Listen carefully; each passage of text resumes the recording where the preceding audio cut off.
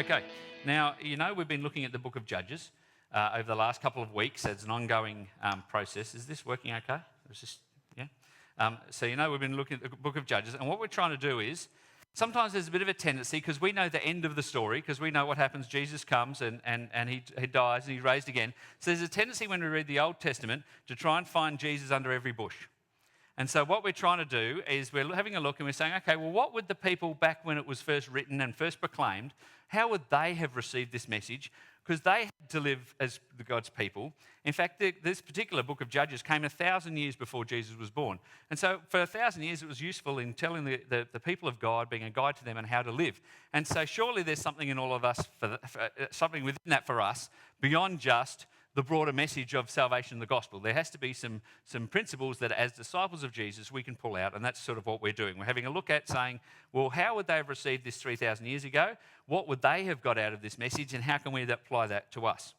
So last week we were having a look and we asked the question, why doesn't God just make people do the right thing? Because that would be a lot easier, surely. Things would go a lot better. We're just instructed to do it. And we found out from the example of Barak that God intentionally gives us freedom of choice to choose our way or his way. His, of course, purposes are always realised, but we learn that sometimes when you choose the other way, not all of your purposes come out. God's purposes do, but not of ours do. But the key to obedience is loving God with our whole heart, soul, mind and strength, and loving our neighbour as ourselves. That's what we pretty much found from the example of Barak. So you can catch that on our website or iTunes if you missed it. This week we're going to be moving on to our next judge in the Bible, which is Gideon. And over the next 2 weeks, we're going to be having a look at Gideon, because his story is quite a long one. We're going to have a look at his call, and then we're going to have a look at how he ended. That's essentially how we're going to do it over the next couple of weeks. Now, you'd think by the time that after everything that had happened, we're in the 6th chapter of Judges now, you'd think that the Israelites would have learnt a few things. But unfortunately, 40 years after the victory over the Canaanites that we heard about last week, well, guess what happens? Here we go. We're in Judges 6, verses 1 to 6. The Israelites did evil in the Lord's sight. So the Lord handed them over to the Midianites for 7 years. The Midianites were so cruel that the Israelites made hiding places for themselves in the mountains, caves and strongholds. Whenever the Israelites planted their crops, marauders from Midian, Amalek and the people of the east would attack Israel, camping in the land and destroying crops as far away as Gaza. They left the Israelites with nothing to eat, taking all the sheep, goats, cattle and donkeys. These enemy hordes, coming with their livestock and tents, were as thick as locusts. They arrived on droves of camels, too numerous to count, and they stayed until the land was stripped bare. So Israel was reduced to starvation by the Midianites. Then the Israelites cried out to the Lord for help. Okay, so we're going to have a little bit of background on who these are so we can understand, because surely we would have known this. If we were reading this for the first time 3,000 years ago, we would have known who all these people were and where they came from and that sort of stuff. Would have made sense. So we'll get a bit of that background so we can understand as well. We know the Midianites. We've heard of them several times by now in the Bible and the story of the Israelites. In fact, Moses hid with the Midianites, and his wife was a Midianite. Zipporah was a Midianite. So the Israelites have had a connection with the Midianites. Moses had that initial connection with them where they hid him and supported him. And ironically, the last battle that Moses presided over was against the Midianites, when he cleared them out of the area that was going to be part of the tribal inheritance for Israel, part of the promised land. Well, it wasn't actually within the promised land, but part of the tribal inheritance. And so they've had this sort of on-again, off-again relationship with the Midianites. That would have been an interesting one to explain to the wife, wouldn't it? Why you're fighting with her people. Doesn't get mentioned there, other than he died shortly after that. So maybe there's nothing in that, but you never know.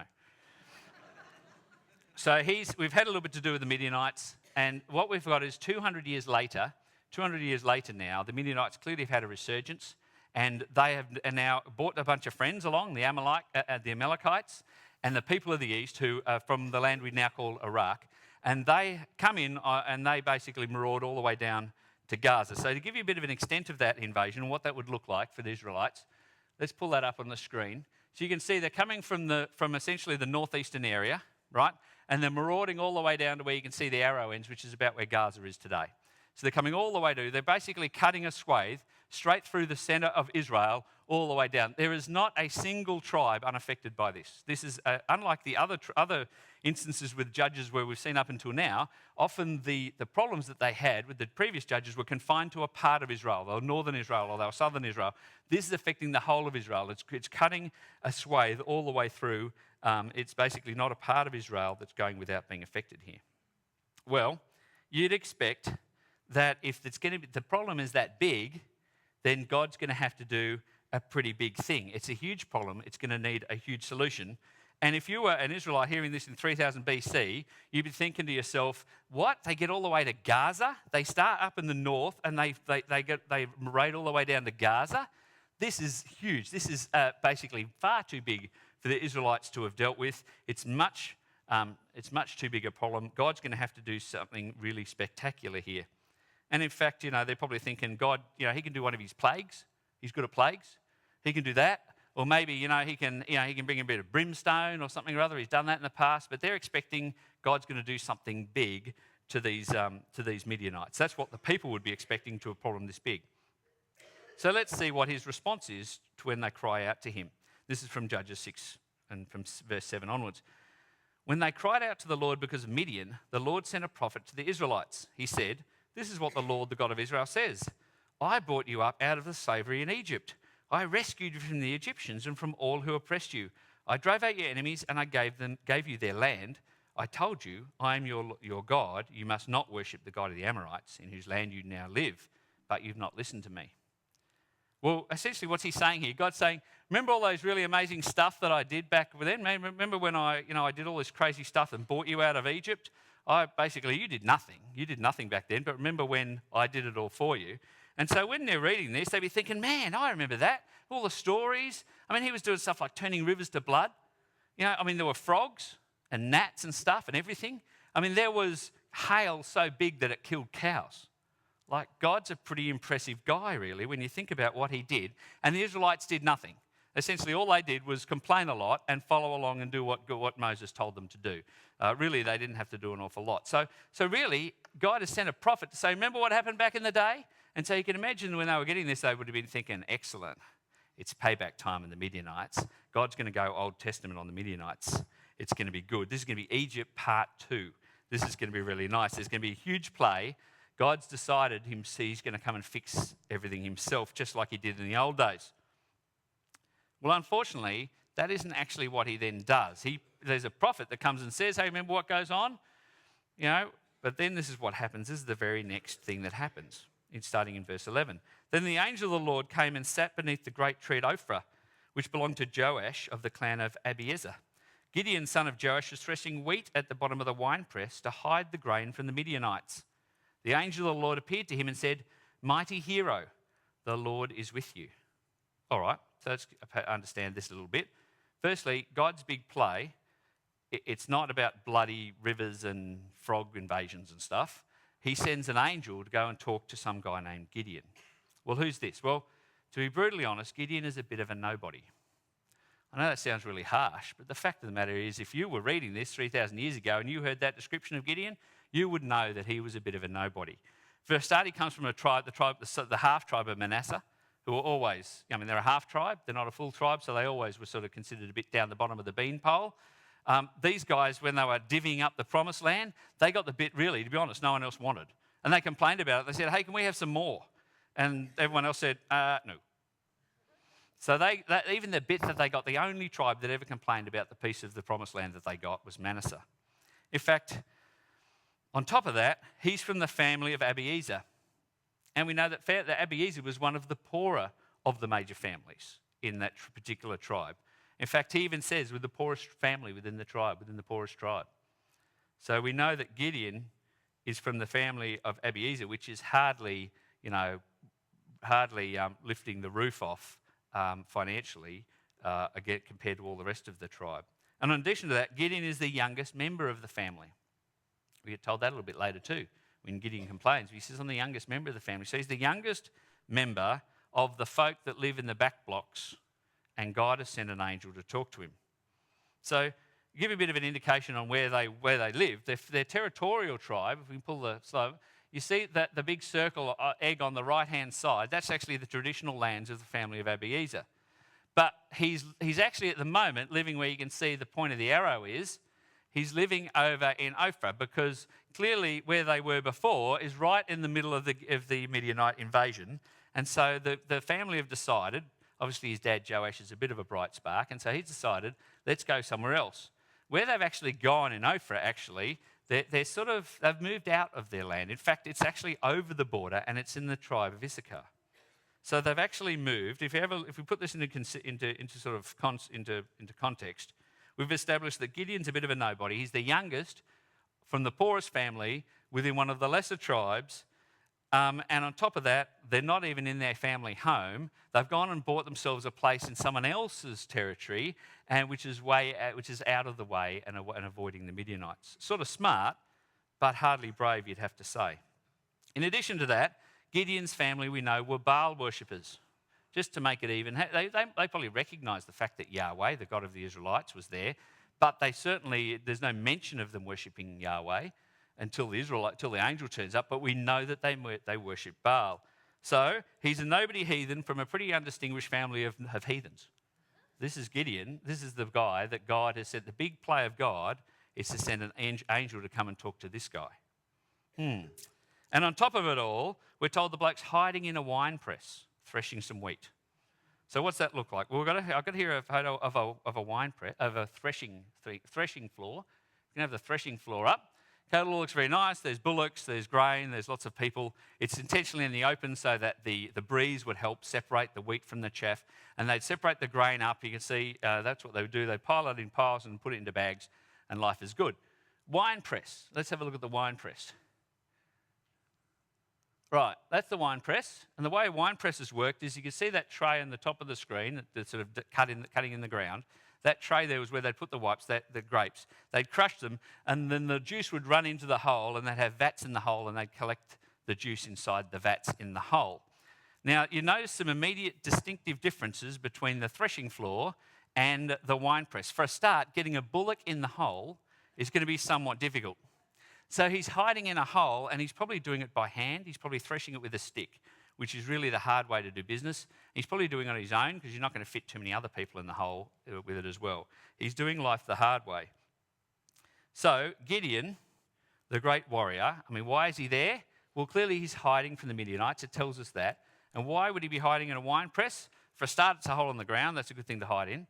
But secondly, it's not the wine season when it's the wheat season. They run on different seasons. And so the Midianites will be looking at the threshing floors and around the areas where the grain is made to be able to take their plunder. They won't be up with the vineyards, up in the hills with the vineyards and the wine presses, because they won't be expecting anything to go up there. So that's why he's a smart guy, Gideon. He's smart, probably not very brave. He's probably hard-working. It's hard work threshing, a wheat in a hole in the ground with a stick. That's pretty hard work. But he's not very brave, and chances are he's not very impressive as an individual. Well, even the angel can't help himself. He has a bit of a joke. Even the angel has a little bit of a joke at Gideon's expense, because the translation we use today, it says this. It says the angel's reading is this: "Mighty hero, the Lord is with you." That's what the translation that we put up before. It sort of sounds like an encouraging prophetic word, isn't it? It's sort of what we'd expect today to be, hey, big guy, God loves you. It's that's what we'd expect when we hear that. We think that's what he's saying. The angel's being encouraging and prophetic. Actually, the Hebrew is this: Yahweh is with you, O mighty man of valor. That's essentially what the translation in the Hebrew is. Now, that doesn't mean an awful lot to us, but 3,000 years ago, that greeting had meaning. And it had a couple of meanings. And the first meaning was that the first part of it, Yahweh is with you, is a customary greeting for those who've been blessed tangibly. So normally people that were wealthy and blessed abundantly, that's the greeting that they would receive. It basically isn't saying, we hope God is with you. It's saying, well, God is obviously with you. That's essentially the greeting. That's what Yahweh is with you means. Normally it's to greet those who have wealth and fortune. Clearly Gideon is threshing wheat in a hole in the ground, and I'm pretty sure that particular use of that address would be inappropriate in the circumstances where the angel is using it. The guy's hiding in a hole threshing wheat, and he's treating him like he's a wealthy man. On top of all that, the second half of that particular greeting, he calls Gideon a mighty man of valor. Now, this is the same phrase that's used earlier on to talk about Joshua had this special unit in his army who did all the dangerous stuff. They were the mighty men of valor. That was their job, was to take on all the dangerous tasks. David had exactly the same thing about 500 years later. So David had the mighty men of valor as well. So he had this group of guys who got all the hard jobs, who went and did all these amazing things. Well, the angel is using that form of address to talk to a bloke that's hiding in a hole in the ground. In addition to that, just to make it even more ironic, Gideon's name itself means feller of trees. That's what the Hebrew word means, feller of trees, which was the idiom at the time for a great battle warrior. So they would use the idea that if you're a feller of trees, you'd go into battle and you would fell all the trees. This is sort of the idea, right? And so great warriors were referred to as fellers of trees. And so this guy's name means great warrior. So in addition to the fact that his name means great warrior, the angel is using a form of address that's normally reserved only for the great warriors. And in addition to that, he's talking to a guy hiding in the ground. I think if we were Israelites hearing this, we wouldn't see the angel as being an encourager, prophetic sort of greeting. We would see that the angel was actually using quite a heavy level of irony here. He's basically saying, well, hasn't God blessed you, man of valor? That's the approach. That's the way we would have heard this, not the way that we might have read it when we first heard it. Now, you know life is bad when even the angels are making fun of you. I just got to say, I can't find any other instance in the Bible where the angel actually makes fun of anyone else. I'm pretty sure in the angel's manual that's a fail. I'm pretty sure God doesn't say, go down and make fun of people. But I think in this particular case, the angel, he's just so underwhelmed by this incredible guy who's hiding in a hole, who's a big nobody, that even the angel wasn't able to hide his irony. Now, we've got to ask the question, why would God send a prophet to get everyone all riled up about what had happened in the olden days if his answer is to send an angel to go and talk to some bloke who's a nobody hiding in a hole in the ground? You've got to ask the question. And even Gideon asked this question in verse 13. Gideon responds to this angel. He says, Sir, Gideon replied, if the Lord is with us, why has all this happened to us? And where are all the miracles our ancestors told us about? Didn't they say, the Lord brought us up out of Egypt? But now the Lord has abandoned us and handed us over to the Midianites. Even Gideon's asking the question, what's the point of sending a prophet to tell us all about what the good old days were like, unless you're going to bring the good old days? Why rile everybody up? Why get them all keen and interested? What's the point behind the prophetic statement? He's asking essentially, why aren't you fixing the problem yourself, just like they did back in the olden days? Of course, one way to answer that would be look back at verse 10. And in verse 10, you could read that and you could say it's almost as if God was saying, well, I was going to do a big Egyptian-style rescue, but because you didn't listen to me, you didn't obey me, I'm just going to send the nobody hiding in a hole instead. You could read it that way. Probably wouldn't make sense, because if they were doing what God had wanted them to do, the Midianites wouldn't have been a problem in the first place. The Midianites came and took over them because of their disobedience. No, something else is going on here. Something else is happening that would put some sense into this. Why would God hark to the days when these incredible things were going on, and yet his answer, it looks like it's a nobody guy hiding in a hole? Well, the answer actually comes in verse 14. So in verses 14, we read this. Then the Lord turned to him and said, go with the strength you have and rescue Israel from the Midianites. I am sending you. Now, of course, this just confirms what we thought. God's big play is going to be to send the nobody Gideon. That's his answer. But it still doesn't make sense of why would he build up the expectation of the olden days? Why would he do that if his answer is just to pretty much do what he's been doing all the way to the judges? I mean, he's getting really down to the bottom of the pole now. Like last time he had Barak, who said no, and now he's gone to some guy who's from nowhere, and he's seeing if he can get him involved. That's what it sort of looks like. Well, that's sort of true. God's plan is to use Gideon, and there's what I call the Gideon principle here, which is that the least qualified the person is to do the task God has for them, clearly the more glory God gets for that, right? That's a principle of the Bible, which I've got to tell you as a pastor sometimes causes some angst, because you've got to have a look at yourself and think, am I Gideon? Am I the guy that God's called? Am I the nobody hiding in the hole? and because God wants to show his glory through me. I don't know. That's sometimes the Gideon principle is quite challenging. But actually, we could read that into it, we miss a little bit. You see, our culture, we focused immediately on what God said, didn't we, in that particular passage? We saw God said, go with strength you've had and rescue Israel. But if you're a Yahweh-fearing Israelite 3,000 years ago, something incredible just happened. Something that was quite out of the ordinary. Something was quite amazing. It wasn't what God said, but what he did. So you might have picked up the fact that Gideon had been talking to an angel. So this angel had come and spoken to Gideon. And then suddenly it changes. Yahweh himself, it says, turns to Gideon and speaks directly to him. Someone reading that passage would have gone, you what? Yahweh himself turned to him and spoke to him? What? This hasn't happened since Moses. This doesn't happen again after all through the judges. This is the only judge that Yahweh turns up in person and speaks directly to a judge. The only time it happens. Probably because he was such a big nobody. God probably thought he had to, not be able to get something going there. But Yahweh himself, if you were reading this 3,000 years ago, it wouldn't be his words that were the big shock. The big shock would have been the fact that there was an angel and now Yahweh is speaking.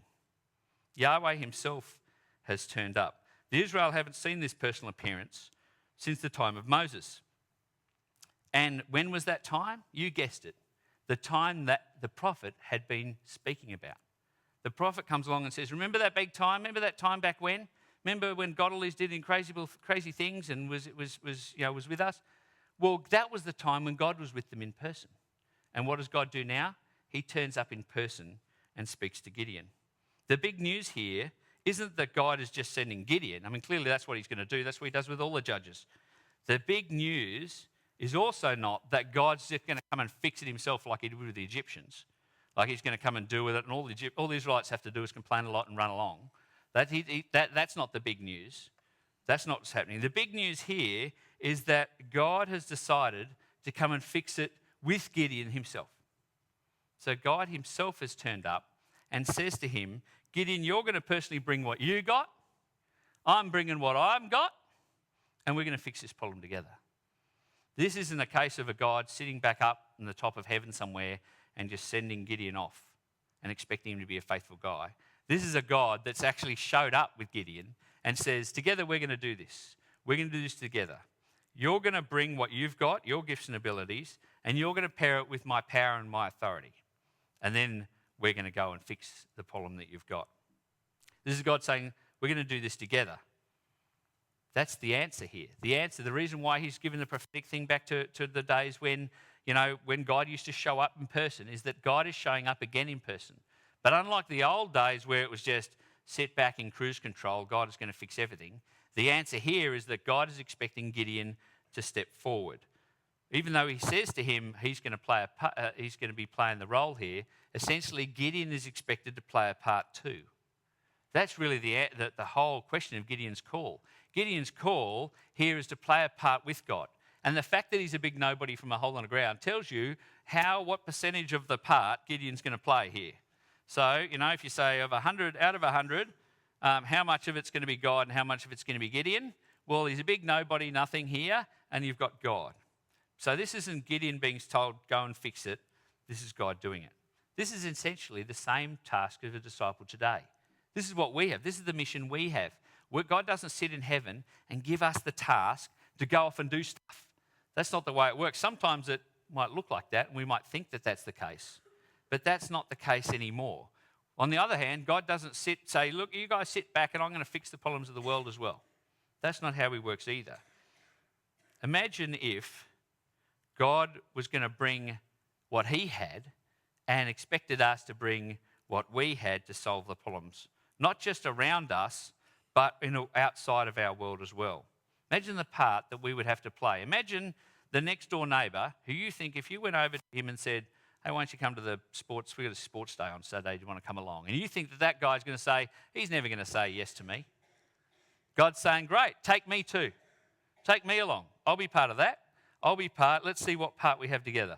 Maybe that homeless person who you pass on the way to work. And you think, I could never make a difference to that person. They're so alcohol affected and whatever, I could never do that. God says, yep, you're right. On your own, no chance. You got nothing. Why not take me along as well? Or maybe that person who, that loudmouth colleague who hates you. And, all he does is bang on about how much, or she bang on about how bad the church is, and they all molest people and they do all this sort of stuff and they're hopeless. And you think to yourself, there's no way I could possibly go and have a decent conversation with them. If I was to invite them out to lunch, they'd throw it back in my face. God says, yeah, you're right. On your own, you got no chance. You got nothing. You're the guy hiding in the hole. Take me along with you. Take me along and I'll turn up as well. What about the person in the sporting team who lives alone, or the family across the street with the kids with the special needs, or the guy down the road who's got the flash car and the boat? He's got everything.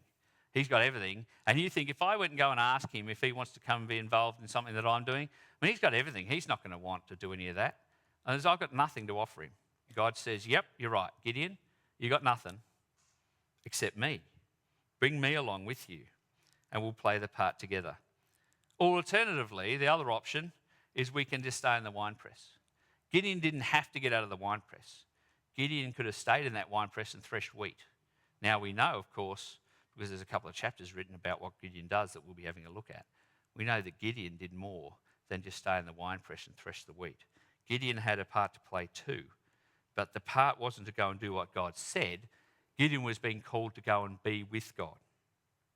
Imagine what this church would look like if we all really believed that God had turned up. Imagine if we believed that God had turned up to us and said, Mick, I want you to go with the strength that you have. I want you to take that to the family, take that to your friends, take that to your workplace, take that to the world, take it all to Brisbane if necessary. I want you to take that and I want you to save them from a life without God.